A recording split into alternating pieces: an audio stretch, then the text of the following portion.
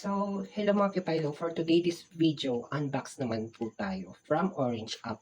So, bumili ako ng parcel doon dahil umorder ako online sa kanila at secured na secured at sinunod nila yung aking request, remark message. Ugalingin po natin mag-request ng remark message para marinig tayo ng seller.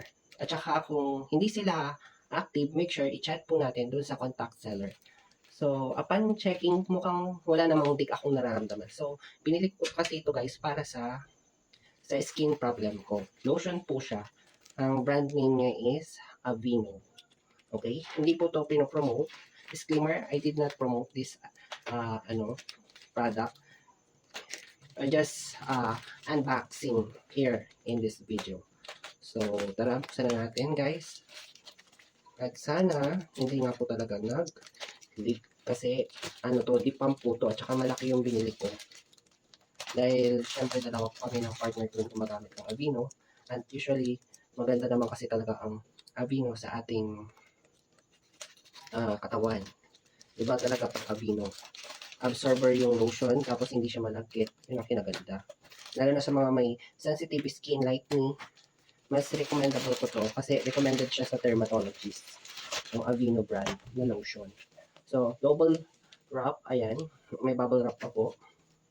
So, kwento lang tayo guys. Bakit nga ba ako nag-lotion ng mahal na lotion? Kasi, nag-try na po ako lahat ng mga anti-sensitive skin na lotion. Ito lang talaga po yung pumasa sa akin, yung Aveeno brand. Basta, sa legit seller lang po kayo bibili dahil talamak po ang fake na Aveeno. May fake na Aveeno na nabibili online.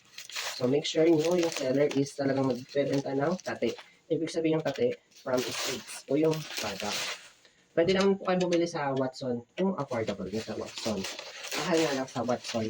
So, yung pinakamalaki nila, umaabot po siya ng 2,000 to 1,500. Yun po yung price ng lotion. Lotion lang po yun. Okay? Iba pa yung sabon na Aveeno, around 100 lang yung 70 gram nila. So, double wrap yung ginawa nila guys. So, gusto ko yun.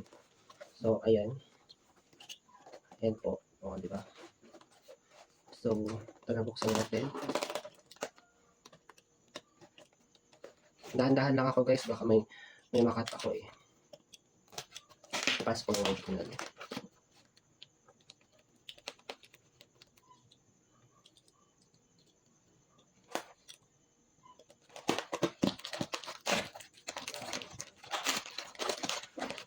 So, nagustuhan ko talaga kasi first time ko lang talaga umili doon sa seller niya. Na which is, puro tate po yung benta niya. Puro abroad. From abroad. Ayan po, double secured talaga siya.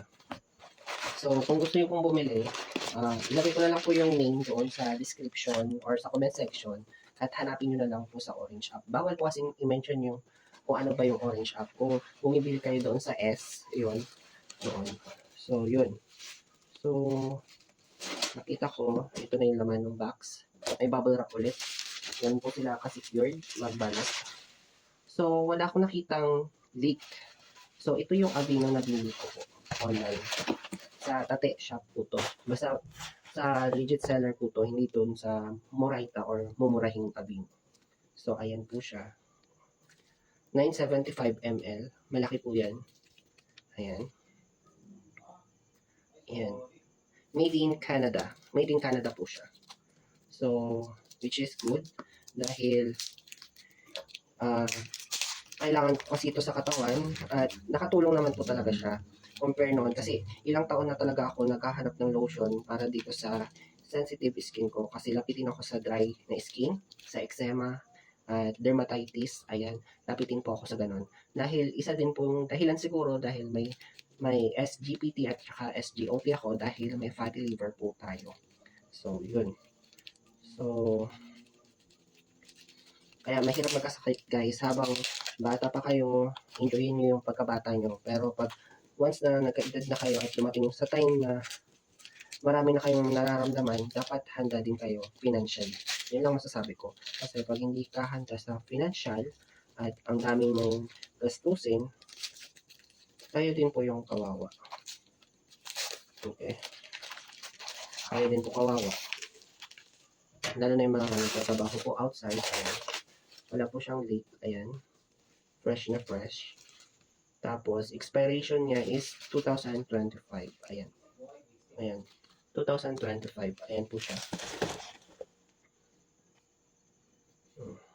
Ayan. So, napahaba na tong video guys. So, itatry na rin natin. May QR code na din dito para ma-check natin kung legit nga ba siya or hindi. So, as I know, is legit naman guys. Kasi wala po talagang fragrance ang Aveeno original. Okay? So, pag kayo, bibili, dapat nakalock po to. Okay? May ganito. May dilock siya. So, itry na natin.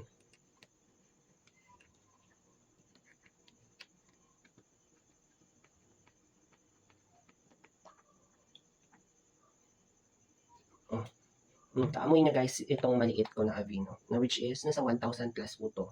Itong maliit lang na to. So, yung texture niya, same sila nung itong maliit na Aveeno.